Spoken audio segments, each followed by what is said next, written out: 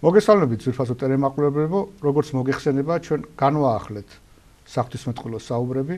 დღეს ჩვენი სურვილია ვისაუბროთ ქართულ საეკლესიო ტრადიციებზე, ქართველ წმინდანებზე, რამდენად ვიცნობთ და ვაფასებთ მათ. ყველა ამ საკითხზე სასაუბროთ ჩვენთან მოვიწვიეთ საქართველოს საპატრიარქოს ტელევიზია ერთსულოვნების დირექტორის მოადგილე დეკანოზი ზურაბ ცხოვრებაძე.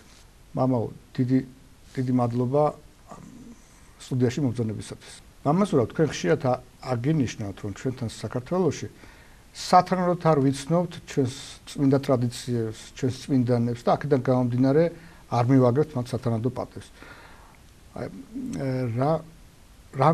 რა არის საფუძველი, რა მიგიყვანათ ასეთ მოსაზრებამდე? მოეცმა დაგლოცოთ. ეს მართლა ძალიან მნიშვნელოვანი საკითხია.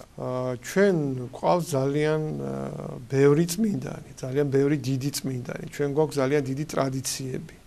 ძალიან ბევრ სიწმინდეებს ფლობს საქართველოს მართლმადიდებელი ეკლესია. ანუ ეს სიუხვე, ეს სიმდიდრე, რა ჩვენ გვაქვს, საჭიროებს სათანადო დაფასებას და სათანადო მოქმედებას. მე ესეთი შთაბეჭდილება მრჩება, რომ იმის გამო, რომ ჩვენ რაღაცა შეჩეული ვართ ამ სიწმინდეებს, შეჩეული ვართ ბევრ წმინდანებს, რაღაცნაირად თითქოს და თითოეული მათგანისთვის სათანადოდ ვერ ვიცლით. აი მაგალითად ავიღოთ წმინდა გრიგოლ ხანძთელი, ღირსი მამა გრიგოლ ხანძთელი, ეს უზარმაზარი მოღვაწე, რომელმაც ფაქტიურად მთელი სამხრეთ საქართველოს არა მარტო რელიგიურ, არამედ საერთოდ ზოგად აღორძინებას დაუდო საფუძველი. ახლა ნებისმიერ სხვა ქვეყანაში, ქრისტიანულ ქვეყანაში ამ დონის მამა, როდესაც ყავს, მას უზარმაზარ პატივს მიაგებენ. ახლა მე მივაქციე ყურადღებას, სხვა შორის ეს მარტო ჩემი აზრი არ არის, სხვა სასულიერო პირებთან საუბარშიც ეს გამოკვეთილა და გვისაუბრია ამაზე. თქვათ იგივე რუსეთში როგორი განსაკუთრებული პატივისცემა ღირსი მამა სერგი რადონეჟელის. და თუკი ჩვენ მათ ახლა უზარმაზარი ღვაწლი აქვს მას თავისი ქვეყნისთვის, მაგრამ იმაზე ნაკლები თუ არა, მე ვფიქრობ, უფრო მეტი ღვაწლი აქვს გრიგოლ ხანძთელს ჩვენი. ძალიან კარგი შედარება, იმიტომ ეს ორი წმინდანის ღვაწლი ძალიან გავს ერთმანეთს მართალი ბრძანდება. და აი იქ რომ რუსეთში ყველგან თქვენ შეგხვდებათ მისი სახელი, ღირსი მამა სერგის სახელი. რას გულისხმობს? მისი სახელობის ტაძრები, მისი ხატები, მისი ცხოვრების აღწერა, მისი სახელობის რაღაც სხვადასხვა ორგანიზაციების საძმოები ასე შემდეგ. რაც აქ ნაკლებად არის, მაგრამ ეს მარტო გრიგოლ ხანძთელს არ ეხება. იგივე გრიგოლ ხანძთელთან დაკავშირებით შეიძლება ვთქვათ, რომ აი მისი ხატები ძალიან იშვიათია. სხვა წმინდანებს ავიღოთ ილარიონ ქართველი.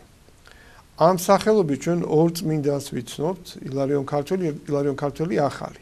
ილარიონ ქართველ ახალს რაც შეეხება, შედარებით უფრო მეტად იცნობ ჩვენი საზოგადოება, იმიტომ რომ მისი ცხოვრება გამოვიდა ახალ ქართულ ენაზე, რაღაცნაირად გარკვეულწილად ერთი პერიოდი პოპულარიზაცია მისი მოხდა, მისი სახელის ხსენება უფრო ხშირი იყო. რაც შეეხება ილარიონ ქართველს ახალს, არა, ილარიონ ქართველს, ძველ მოღვაწეს, არა, ის მოღვაწეობდა საქართველოში, მოღვაწეობდა ბიზანტიაში. და საქართველოში უზარმაზარი კვალი დატოვა და უზარმაზარი კვალი დატოვა ბიზანტიაში. თვითონ ბიზანტიის იმპერატორი იყო მოსურნე იმისა, რომ ეს წმინდა ნაწილები მასთან ყოფილიყო. და ამაზე იყო ცილობა თვითონ ბიზანტიის წიაღში. ეს ერთი ფაქტიც არის ძალიან მეტყველი არის, მაგრამ რამდენმა ქართველმა იცის მისი სახელი. რამდენმა ეკლესიურმა ადამიანმა იცის მისი სახელი და რამდენი არის გაცნობილი, თქვა შეიძლება სახელი იცოდეს, იმიტომ რომ ხანდახან კალენდარში ჩახედავს ან ესმის იგივე მისი ხსენების დღეს ტაძარში ჩამოლოცვიძოს მისი სახელი, მაგრამ მისი ცხოვრება რამდენად აქვს დაკითხული. არა და ეს ძალიან საინტერესო ცხოვრებაა. იგივე ჩვენ შეგვიძლია აღვნიშნოთ, რომ მის ცხოვრებაში სწორედ ყოვლადწმინდა ღვთისმშობლის წილხვედრილობის ერთ-ერთი დამადასტურებელი ფრაგმენტია, რაც ასევე მნიშვნელოვანი გახლავთ. ანუ ეს პრობლემა ეხება ბევრ სხვა წმინდანს. ახლა მე უბრალოდ ჩამოვწვი ზოგიერთ მაგას. მაგალითად კონსტანტინე ქართველი. კონსტანტინე ქართველის ხსენება არის 23 ნოემბერს. ანუ გიორგობა დღეს. რადგან ჩვენთვის და ეს ბუნებრივია, წმინდა გიორგის სახელი უზარმაზარია, მისი ავტორიტეტი, გარკვეულწილად აი ეს მეორე წმინდანი კონსტანტინე ქართველი დიდი წმინდანი ჭრილში ექცევა და თითქოს ჩვენი ყურადღების მიღმაც რჩება. მაგრამ თუ გავითვალისწინებ სხვა წმინდანების მაგალითს, სხვა დღესაც რომ იყოს მისი ხსენება, მაინც რაღაცნაირად ეს ყურადღება სათანადო არ იქნებოდა. არ შეიძლება არ აღინიშნოს ასევე ჩვენი სიწმინდეების სიუხვე და სიმრავლე და აი ამ ხრივაც ჩვენ ნაკლები ინფორმაცია გვაქვს მათ შესახებ და ძალიან მნიშვნელოვანი მოვლენა იყო ისეთი წიგნის გამოცემა, როგორიცაც საქართველოს ეკლესიის სიწმინდეები, რომლის ავტორი გახლავთ ბატონი ელდარ ბუბულაშვილი. ეს ვფიქრობ, რომ ეს უნდა იყოს სამაგიდო წიგნი ყველა ქართველი სასულიერო პირისთვის და მე ვიტყოდი, რომ აი ქრისტიანობის და ქრისტიანული კულტურით დაინტერესებული ადამიანისთვის და აი ის რომ ამდენი სიწმინდე გვაქვს, არა, აი აქაც ამას ჭირდება განსაკუთრებული მოუნიშნა, განსაკუთრებული აღნიშვნა, გარკვეული შეიძლება ადგილობრივი ტრადიციებით შეიქმნას, რომ ადამიანების მეხსიერებაში მუდმივი ესე გაცოცხლება ხდებოდეს იმისა, იმ სიდიდისა, რაც ჩვენ გვაქვს. მამა ბუნებრივად არა თქვა რომ გესად ბუნებრივად იბადება ეს კითხვა, რა არის ამის მიზეზი? შეიძლება ეს მარტო აი თქვა დავაბრალოთ რუსეთის საქართველოს ქვეშემდომობას რუსეთთან, თუ მანამდეც იყო ეს, ესე რომ თქვა წყალებში უგულებელყოფა, რომელსაც თუნდაც არ უნდა ჟღერდეს ეს სიტყვა ქართველი წმინდანების. ჩვენ საუბარში ვახსენეთ, რომ მემატიანები ჩიოდნენ ამ საკითხზე. ამბობდნენ, რომ შედარება მოქონდათ, რომ აი ბერძნები უფრო მეტად აღწერენ თავიანთი წმინდანების, თუნდაც სუმცირე წმინდანის ცხოვრებას, ვიდრე ქართველები. დღესაც რო დავაკვირდეთ, იგივე სხვა ქვეყნებთან ჩვენ უფრო აი საბერძნეთი და რუსეთის შედარება უფრო ადვილია ხოლმე. იგივე აი რუსეთშიც სუმცირე წმინდანსაც კი სათანადო ყურადღებას აქცევენ მათ რაღაცა მცირე სასწაულიც რომ მოხდეს, აუცილებლად სადღაც ფიქსირდება ამის შესახებ. ხა რაც შეეხება მიზეზს. მიზეზი ალბათ არის ორგვარი, სუბიექტური და ობიექტური. ობიექტური მიზეზი გახლავთ ჩვენი ისტორია. ხა ჩვენი ისტორია ძალიან ბევრი მძიმე ფურცლისაგან შედგება და ბუნებრივია, რომ აი საუკუნეების მანძილზე ძალიან ბევრმა თავდასხმებმა, ბევრმა დამპყრობლებმა ძალიან ბევრი სახელით დაგვავიწყეს, ან შეიძლება არ დაგვავიწყეს, მაგრამ შესუსტა მათი თაყვანისმცემელი. რაღაც ტრადიციები შეიძლება იყო გაქრა კონკრეტულ წმინდანთან, კონკრეტულ სიწმინდეს პატივისცემასთან დაკავშირებით. ალბათ დამპყრობელთა კოცონებში ბევრი ისტორიული ფოლიანტი ჩაიკარგა და შემდეგ იყო უკვე რუსული პერიოდი, როდესაც რუსულმა ეკლესიამ ჩვენი ნების საწინააღმდეგოდ შთანთქათ იწვიათ ქართული ეკლესია და მთლიანი რუსიფიკაციის პროცესი დაიწყო. აი ძველ ფოტოებიც რო დააკვირდეთ, ჩვენი სამღვდელობა გარეგნულადაც კი თითქოს ემსგავსება რუსულს. აი თვით შესამოსელს რო თავი დავანებოთ, ჯვრის ფორმას რო თავი დავანებოთ, აუცილებლად ექვსიანი ჯვრები აქვთ ხოლმე მათ.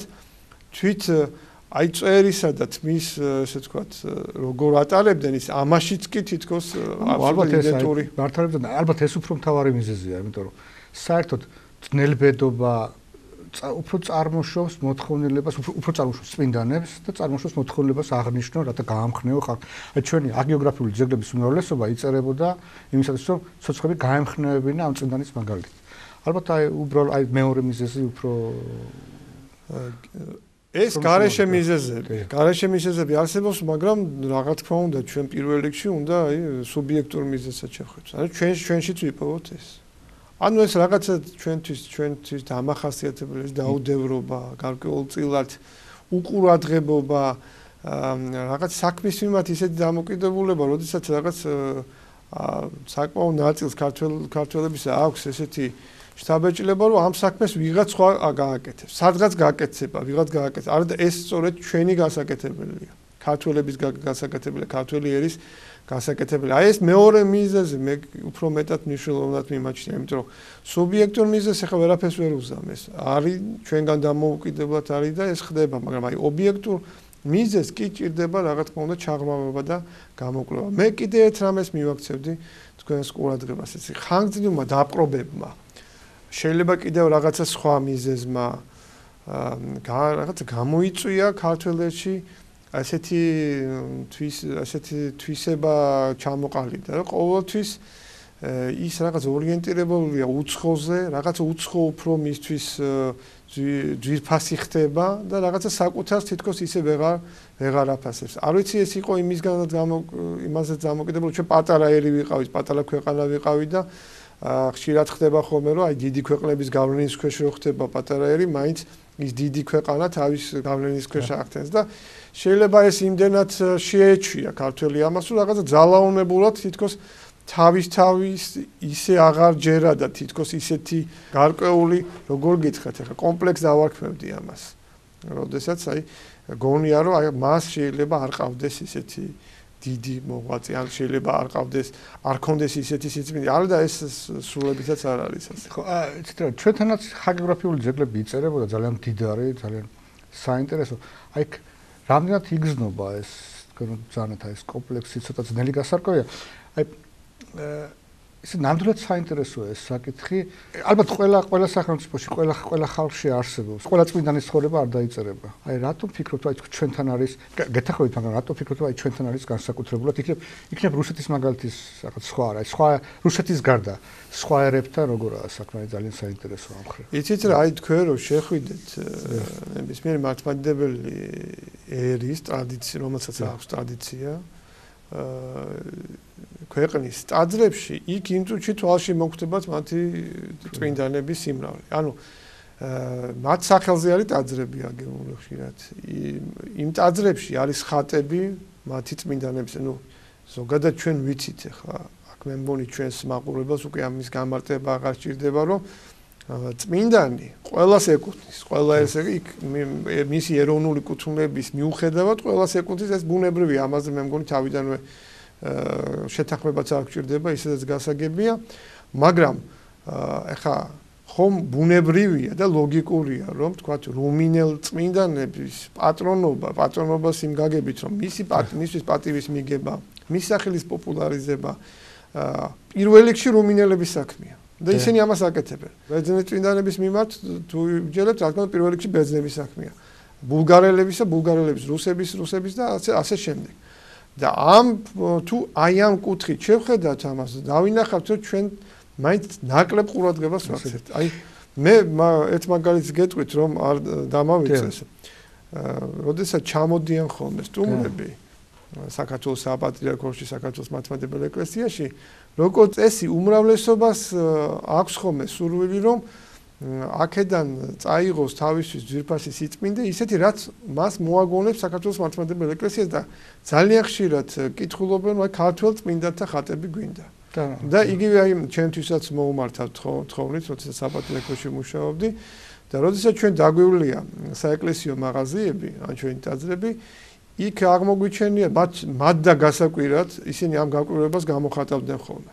მათ გაკვირვებიათ, რომ აი თითქოს თქვენთან ცოტაა ქართული ხატები. სულ არის მართლმადიდებელი ხატები კი არის, მაგრამ ეს არ არის ქართული ხატები. და ისინი იბნევიან, იცით, რაღაც ისინი ერთის მხრივ ხედავენ ჩვენ უზარმაზარ წარსულს, ტრადიციას, ეხლა მარტო სვეტი ცხოველის ნახვა რა დღის ან სახელმწიფო მუზეუმში დაცული ხატებისა და ჯვრების ნახვაც კი მათში აშკარად თვალსაჩინოს ხდის. მათ ცნობიერებაში იმას, რომ ამ ეს აქვს უდიდესი იციან რომ უზარმაზარი ისტორია აქვს და უცბად აღმოაჩენენ, რომ თანამედროვეობაში ადამიანს არ შეუძლია იყიდოს ქართველი წმინდანის ხატი. მე ვერ ვიტყვი, რომ საერთოდ არ შეუძლია, მაგრამ მათი რაოდენობა მცირეა, ზოგ შემთხვევაში ხარისხი არ არის იმ დონის, ზოგ შემთხვევაში აი კონკრეტული წმინდანის ხატი რომ მოგინდეს, შეიძლება ვერ მოახერხო ამის შევნა. ეს უკვე რაღაცას მიანიშნებს. და ალბათ თქვენ დამეთანხმებით, ეს უკვე მიანიშნებს იმას, რომ რაღაცა ჩვენი ყურადღება ამ საკითხს მოაკლდა. ეხლა აქვე მე მინდა იმის თქმაც, რომ რა თქმა უნდა, უმძიმესი პერიოდი გავიარეთ ჩვენ საბჭოთა პერიოდი, მანამდე თქვით ეს რუსული პერიოდი და ეს დამოუკიდებლობის 20 წელი საკმაოდ რთული იყო.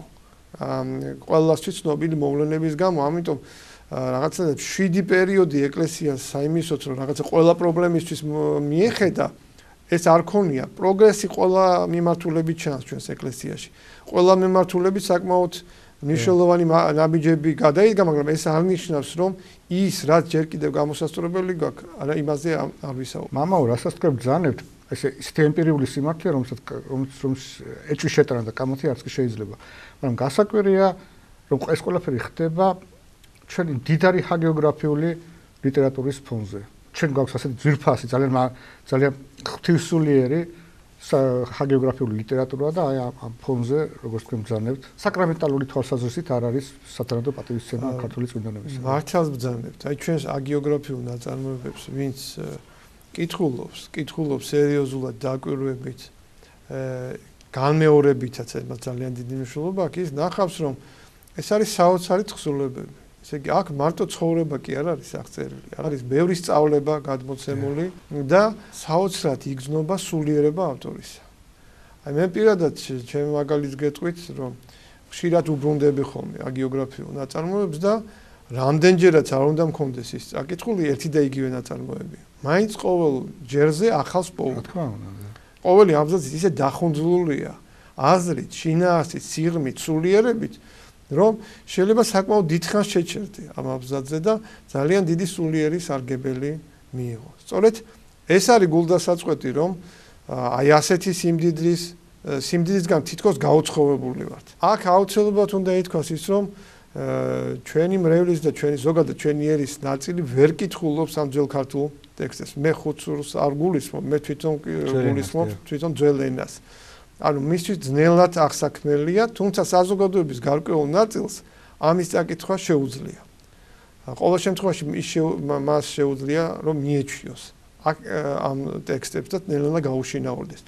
მაგრამ ის რომ ჩვენ ასე დიდი სიმდიდრე გვაქვს, ეს არ ნიშნავს რომ ჩვენ თანამედროვე ენაზე არ გქონდეს იგივე წმინდანების.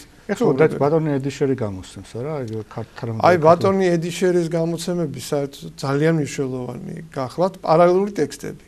ძალიან კარგი იქნება, უფრო მეტად და ალბათ ეს საქმე ბოლომდე მივა, რომ პარალელური ტექსტები გაკეთდეს ძველი ქართული და ახალი ქართული. ანუ ახალ ქართულად იყოს გადმოტანილი ძველი ქართული ტექსტი. ანუ ის, ვინც ვერ კითხულობს ძველ ქართულს, მან წაიკითხოს ახალ ქართულად. ის, ვინც ჯერ ვერ კითხულობს ძველ ქართულს, მან ესე ვთქვათ, გასაღები ძველი ქართული ტექსტიდან იპოვოს ახალი ქართულის მეშვეობით. აი მამო, რა თქმა უნდა, ცოდნის ფაქტორი მნიშვნელოვანია, მაგრამ თქვენი საუბრიდან მე ეს თაბეჭდება დამჩა, რომ აი ჰაგიოგრაფიული ლიტერატურა ძალიან მდიდარია, არსებობს ხალხი, რომელიც ამას კითხულობს, აინტერესებს, მაგრამ უმთავრესი პრობლემა საკრამენტალური თაყვანისცემა ამ წმინდანებისა.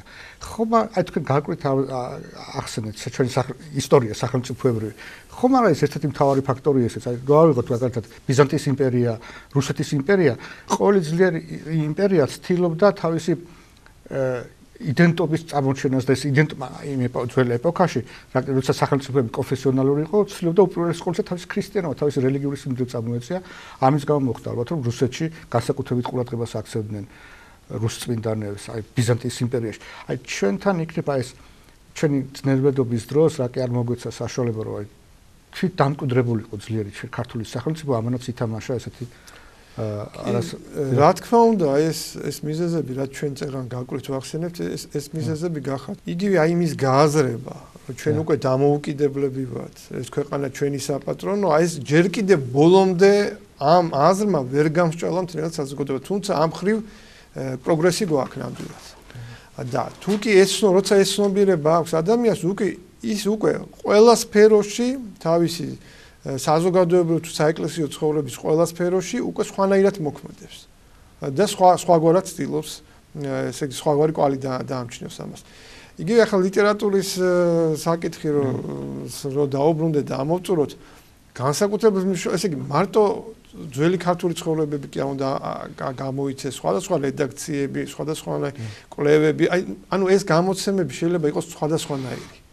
და უნდა იყოს კიდევ. არა მარტო ახალ ქართულად უნდა იყოს გადმოტანილი, არამედ საბავშვო რედაქციები უნდა იყოს აუცილებლად. ანუ პატარა ბავშვი ადრეული ასაკიდანვე უნდა ეჩვეოდეს იმ სახელებს, იმ ქართული წმინდანების სახელებს და საქართველოს ეკლესიის, ასე ვიტყოდი, საქართველოს მართლმადიდებელი ეკლესიის წმინდანების სახელებს, რომელიც ყველა ჩვენთაგანისთვის ძვირფასი და სათაყვანებელი გახავდა. ყველა ვიცით, რომ ბავშვობაში დამახსოვრებული არის განსაკუთრებული. მაგრამ აქ კიდევ ერთ თემას მინდა შევეხოთ, კვალიფიკაცია.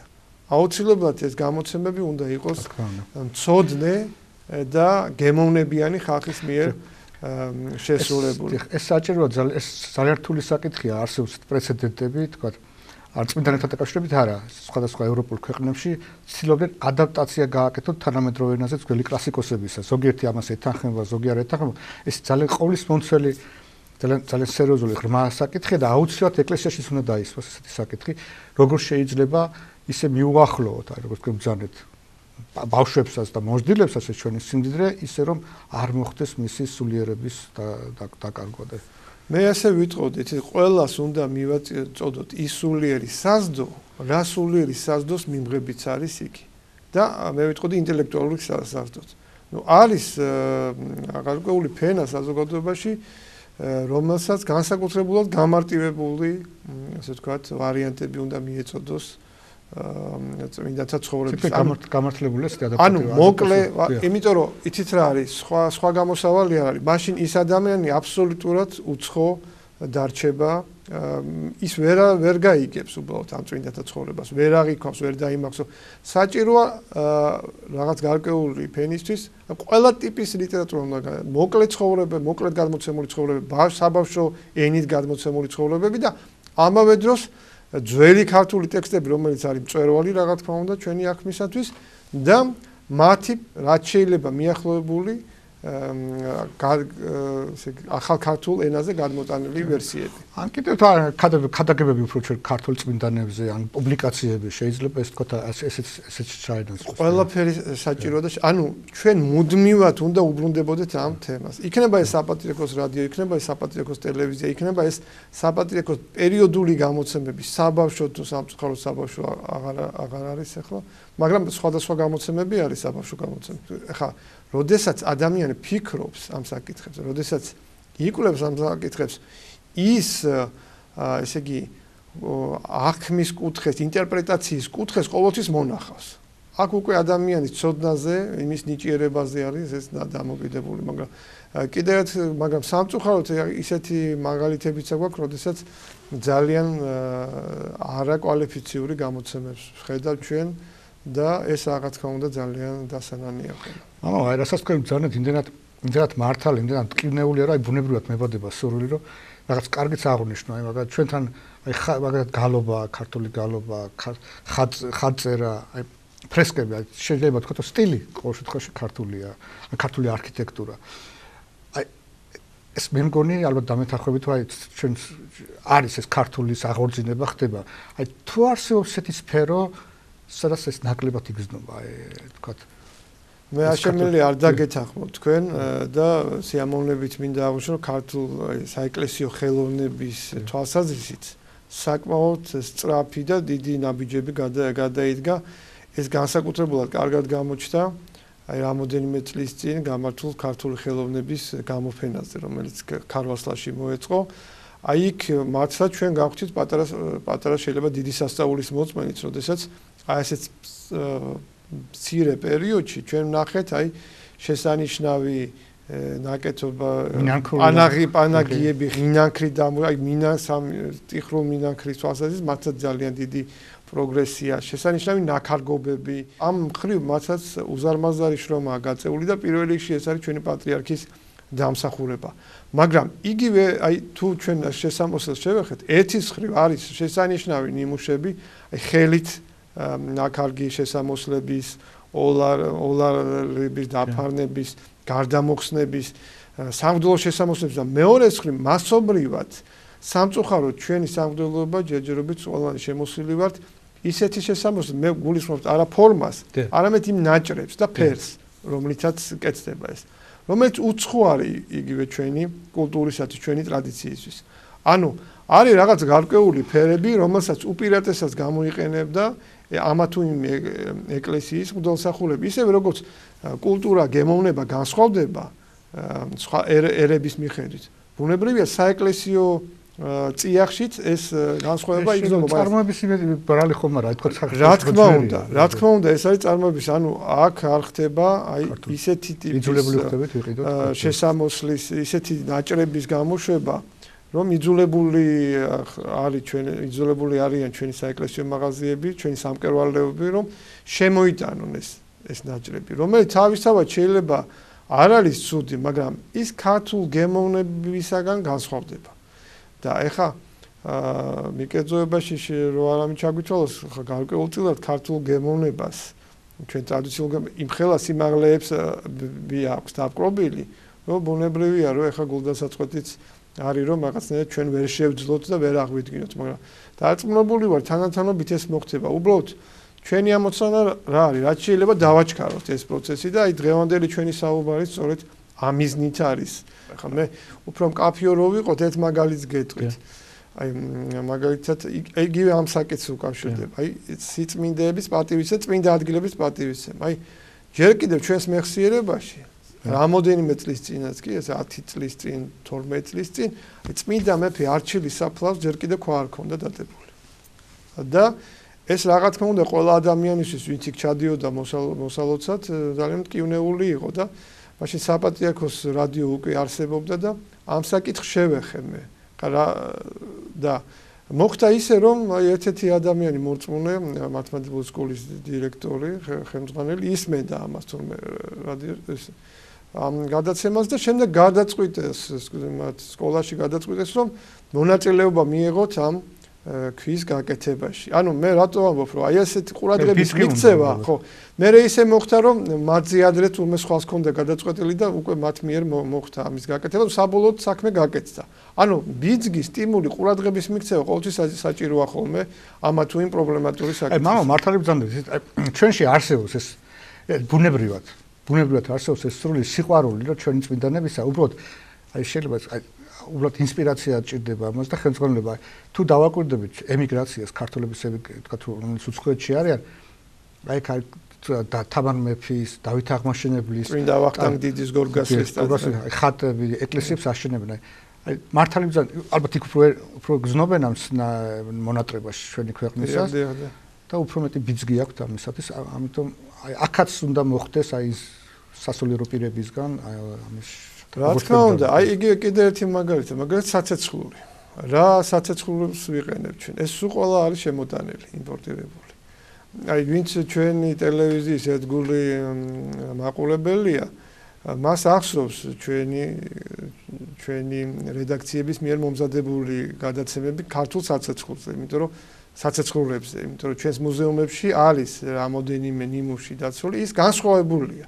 ანუ ეს ფაქტიც რომ ჩვენ ესე იგი ჯერ კიდევ ვერ მოხერხდა აქ ისე რომ რაღაცნაირად მასობრივად არც გამონაკლისის სახით მინახავს სხვათა შორის ქართული თანამედროვე საცეცხლური ეს არა გვაქვს ესეც რა თქმა უნდა აი ამ პრობლემის შემადგენელი ნაწილი გახავდა ხატები კიდევ აი ხატების სიმრავლე ანუ უნდა იყოს არა ერთი რედაქცია ხატის არამედ მრავალი რედაქცია და რა თქმა უნდა ასევე ტაძრის წინამძღვრებმა, ეპარქიებმა, ყველამ ყურადღება უნდა მიაქციოს იმას, რომ აი ქართველი წმინდანების ხატები იყოს ტაძარში. ანუ ადამიანი რო შევა, ქართველი ადამიანი იქ, მან უნდა იყოს, ან მოხატულობის დროს, აი ქართველი წმინდანები, რა თქმა უნდა, იქ უნდა იყვნენ და ძალიან დიდი სიხარულით ველოდებით ჩვენ ყოვლადწმინდა სამების საპატრიარქო ტაძრის მოხატვას თბილისში.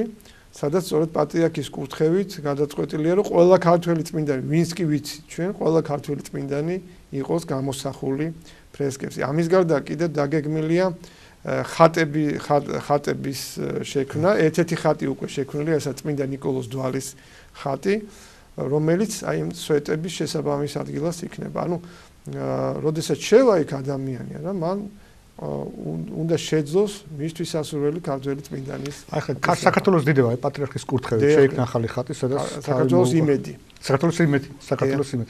ასევე საპატრიარქოში პატრიარქის როდესაც იღებს ხოლმე სტუმრებს, უკან არის ჩანს ფრესკა, სადაც ქართველი წმინდანებია. დიახ, ნუ პატრიარქი ამას განსაკუთრებულ ყურადღებას აქცევს და საჭიროა რომ აი ამას მივაქციოთ ჩვენს ყურადღება. ანუ როდესაც ის აქცევს რაღაც საკითხს ყურადღებას, ეს ჩვენთვის უნდა იყოს იმის ბიძგი, სტიმული, რომ ჩვენს მივაქციოთ ამ ყველაფერს ყურადღება. აი თქვენ ახსენეთ ქართული შესამოსი, ქართული ფერები, აი იქნებ ამაზე როგორი იყო ეს ქართული საყდელო პირების შესამოსების ფერი უმეტესწილად, რომელი ფერი დომინირებდა, ან განსაკუთრებულ ჩუქურთმებზე არა იმის ხომ არ გეტყოლით ამაზე რა. ეს სპეციალური საკითხი გახლავთ, ამაზე ალბათ ჩვენ სპეციალისტები უნდა მოვიწვიოთ, მაგრამ ზოგადად ეხა ყველასთვის ცნობილია ის ფერები, რაც არის ჩვენს ფრესკებზე. ჩვენ ძველ ხატებზე. იგივე ჩვენს მუზეუმებში რა ნაქარგობებიც არის შემონახული, ჩვენ ხედავთ განსხვავებას იმ ნაქარგობებსა და იმ შესამოსელს შორის, რომელსაც ახლა ვიყენებთ. ახლა ბუნებრივია იმ დონის შესამოსელის ქონა ახლა ცოტა ძნელია, მაგრამ ყოველ შემთხვევაში რაღაცით რომ მიებაძოს, რაღაცით რომ ჩვენ მიუახლოვდეთ და დაუახლოვდეთ ამას, ეს ძალიან მნიშვნელოვანია. აღორძინება არის საკადემიაში და სემინარიაში არის ჯგუფი, რომელიც ნაქარგობებს აკეთებს. კი ბატონო, საპატრიარქოშიც არის ეს ჯგუფი. ხო გეუბნებით, არა, ნაბიჯები იდგმევა და მადლობა ღმერთს რომ ეს ასე არის, მაგრამ უფრო მეტი არის გასაკეთებელი. აი იგივე მეორე საკითხს შევეხები. არის ქართველი წმინდანები, არის საეკლესიო წმინდანები, რომლებიც დაკავშირებულიან არიან საქართველოსთან. აი პირველ რიგში ვინმეს მაგალითად წმინდა მოციქული სიმონ კანანელი. მოციქული მატათა მადლობა ღმერთს და ძალიან კარგია რომ აი მატათა მოციქულის სიმბოლური საფლავი მოინიშნა გონიოს ციხეში. მაგრამ იგივე აი სიმონ კანანელის წმინდა მაქსიმე აღსარებელი, რომელიც დასაფლავებულია ლეჩხუმში, კერძოდ ცაგერის გარეუბანში. და მეუფე ძალიან ბევრს აკეთებს ამ შემთხვევაში. აი პატრიარქის კურთხევით მეუფე სტეფანე ძალიან ბევრს აკეთებს.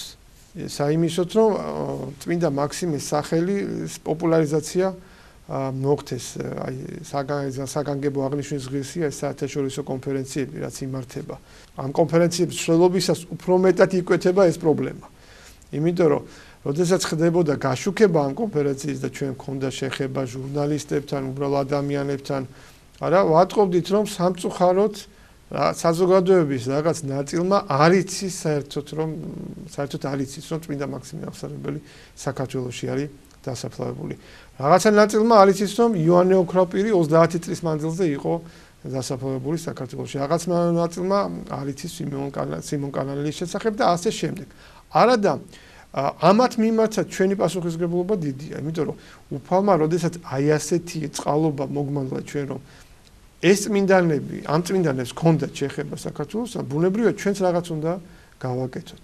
და ეს რაღაც არის სწორედ ის, რომ შეიძლება მეტად მოვნიშნოთ მათი სახელები. იგივე მათი სახელობის ტაძრები უნდა აშენდეს, მათი ცხოვრებები უფრო მეტად უნდა გამოიცეს, ფრესკებზე უნდა იყვნენ ისეთი აღბეჭდები და ასე შემდეგ და ასე შემდეგ.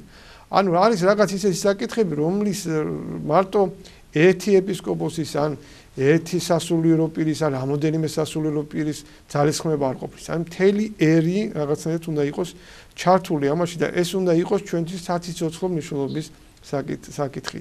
ეს მოდის უკვე ჩვენი პატრიოტები, რამდენადაც პატრიოტები ვართ, რამდენადაც ფიქრობთ ჩვენ ქვეყანაზე, რამდენადაც გონება ჩვენი მომართულია ისე როგორც ამას ჩვენ სულ გვიკიჟინა და წმინდა ილია მართალი ჭავჭავაძე, რომ საქვეყნოზე ვიფიქროთ, მე დავივიწყოთ, ჩვენზე ვიფიქროთ, არა, იმდენად უფრო მეტ საქმეს გავაკეთებთ ჩვენ ამ მიმართულებით და იმდენად უფრო მეტად წარმოაჩენთ მას. რა თქმა უნდა, აი მამაო მართალი ბრძანები პატრიოტიზმი ნიშნავს ყველაზე საუკეთესო შეყვარებას და ცუდის უკუგდებას და საუკეთესო ჩვენი წმინდანებია. და ამისთვის რაღაც საქმის გაკეთებას, კონკრეტული ნაბიჯის გადადგმა. აი ბოლოს დავასრულოთ, როგორც თქვენ ძალიან ნაბიჯები ბევრია, წმინდა მიწაზე უკვე ბევრი ქართველი დადის, ბევრს იგებენ აი ჩვენი სიწმინდების შესახებ, რომელიც საქართველოს გარეთაა, მაგრამ აი ფაქტად რჩება, რომელიც თქვენ გადაცემის დასაწყისში აღნიშნეს, რომელიც ალბათ ყველა ძალიან მტკივნეულად დარჩება, ეს გახმართ ისე დიდი წმინდანები, როგორც გრიგოლ ხანძთელი, როგორც ილარიონ ქართველი,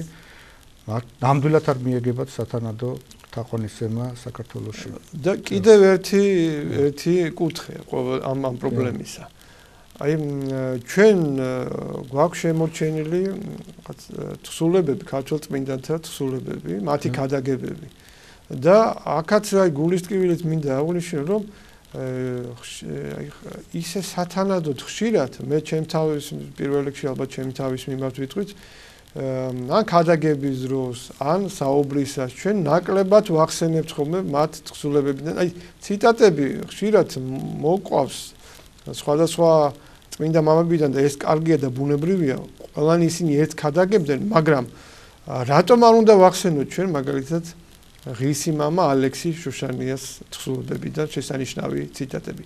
რატო არ უნდა გავიხსენოთ და ხშირად არ უნდა ვისაუბროთ და გავამახვილოთ ყურადღება წინვალე ქადაგებაზე, როგორიც აკვავს ჩვენ წმინდა ანტონ ჭყონდიდელი, რომლის ქადაგებები ძირითადად უცნობია. აი იოანე ბოლნელი შესანიშნავი ქადაგებებია.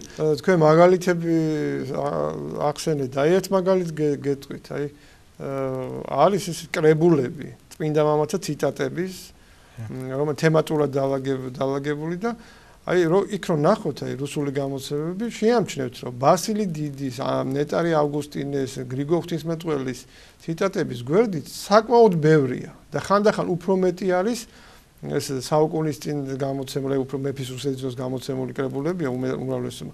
საკმაოდ ბევრი არის იმდროინდელი რუსეთის ეკლესიის მოღვაწეების ციტატები, რომელსაც ახლა არც ვიცნობთ. ბევრი მათგანი წმინდანათაც არ არის შერაცხილი და თუ მათ არ ერიდება თქვათ ასეთი ესე ვთქვათ მოდი რიგითი სასულიერო პირების ციტატების მოტანა ასეთი დიდი სახელების გვერდით, მაშინ ჩვენ რატო უნდა მოგვერიდოს და რატო უნდა მოვირიდოთ ის რომ აი ანტონ ჭყონდილის ქადაგებებიდან მოუთხროთ ჩვენს მრევლს და რაც შეიძლება ხშირად ვახსენოთ იგი იოანე ბოლნელის და ასე შემდეგ და ასე შემდეგ. ასე რომ აი ეს საჭიროა, აი ამ საკითხებზე საჭიროა ყურადღების გამახვილება ისევე როგორც თანამედროვე მოღვაწეების, ქართველი მოღვაწეების ცხოვრების უფრო ინტენსიური აღწერა. ამ მიმართულებით გადადგმულია სერიოზული ნაბიჯები, აი როდესაც საპატრიარქოს უწყებაში ვმუშაობდი, მაშინ დაიწყო ამ ჩვენს გაზეთში ამას გამოქვეყნება უზარმაზარი ღვაწლი ამ ხრივ ლუარსაბ ტოგონიძეს და ბატონ ლუარსაბ ტოგონიძეს და ბატონ გიორგი მაჩურიშვილს აქვს, მაგრამ კიდევ მეტი არის საჭირო. ახლა ორი ადამიანი და რამოდენიმე ადამიანი ამას ვერ მოერევა. ანუ ის ფაქტი, რომ იგივე თქვა სხვა ეკლესიის წარმომადგენლები, რომლებიც ისევ საბჭოთა რეჟიმის პირობებში ცხოვრობდნენ, უკვე სადღაც 95-96 წლებში მოახერხეს და მრავალტომეული დადეს საბჭოთა პერიოდის მოღვაწე ადამიანების ცხოვრებებისა და ჩვენ ჯერ ასეთი ფუნდამენტალური ნაშრომი არ აგვაქვს, თუმცა ეხლა მზადდება გამოსაკვირველად, ესეც მრავლის მეწვეულია. ანუ ეს ახალი ჩვენი მოღვაწეების ცხოვრებაც განსაკუთრებული გულმოდგინებით უნდა იყოს აღწერილი. სანამ ჯერ კიდევ არის ბევრი რამე შემორჩენილია. ზოგიერთი ახლა თუ უშუალოდ იმის შემსწრე ხალხი არ არის ცოცხალი, ვისთვისაც მოუყოლია თანამედროვეებს, ისინი ჯერ კიდევ ცოცხლები არიან და მასალაც ბევრი მოგვეცემა, ეხლა ხდება კანონიზაცია, თქვა ახალ მოწამეების, იქ იმედია რომ უფრო ახლოს შევისწავლეთ ამ მაგალითებს და დაიწერება შესაბამისად მათი ცხოვრებები. იმედია ეს კანონიზაციაც რაღაც თქმა უნდა ამახვილებს ყურადღებას და ყურადღებას იპყრობს საზოგადოებისა ამა თუ იმ მოღვაწის მიმართ. მამაზორავ, ძალიან დიდი მადლობა ასეთი საინტერესო თემის წინ წამოწევისათვის. მადლობას გიხდით პირადად მე და ალბათ ძალიან ბევრი ჩვენი ტელემაყურებელი. მადლობა. იმედს ვიტოვებთ რომ თქვენი საუბარი აუცილებლად შედეგს გამოიღებს. ძვირფასო ტელემაყურებლებო, ძალიან დიდი მადლობა თქვენი ყურადღებისათვის. შეგახსენებთ, რომ ჩვენი დღევანდელი სტუმარი გახლდათ საქართველოს საპატრიარქოს ტელევიზია ერთსულოვნების დირექტორის მოადგილე დეკანოზი ზურაბ ცხოვრებაძე. გემშვიდობებით მომავალ შეხვედრამდე.